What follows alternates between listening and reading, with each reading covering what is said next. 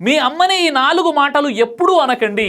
మీ లైఫ్లో ఇప్పటికీ మీతో పాటు మీ అమ్మ ఉంటే మీరు ఈ ప్రపంచంలోనే చాలా లక్కీ పర్సన్ అని గుర్తుంచుకోండి. కానీ ఏ పరిస్థితిలో అయినా ఈ 4 మాటలు ఆమెను అంటే మాత్రం మీకంటే దుర్మార్గులు ఈ ప్రపంచంలో ఎవరు ఉండారని గుర్తుంచుకోండి.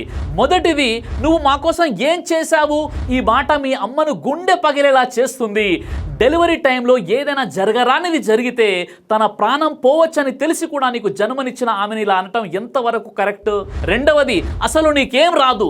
ఎవరి దగ్గరైతే నడవడం, మాట్లాడడం, తినడం నేర్చుకున్నామో ఆమెనే ఇలా అంటే సూర్యుడికి ప్రకాశించడం రాదు అన్నట్టుగా ఉంటుంది.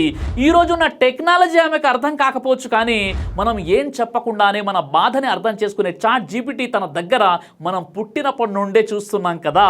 ఇక మూడవది, ప్రతిసారి నన్ను ఏదో ఒకటి అంటూనే ఉంటావు అని. నిన్ను అనాలని కాదు, నువ్వు ఎక్కడ రాంగ్ రూట్లో వెళ్తావో అన్న భయం తాను అలా అనేలా చేస్తుంది.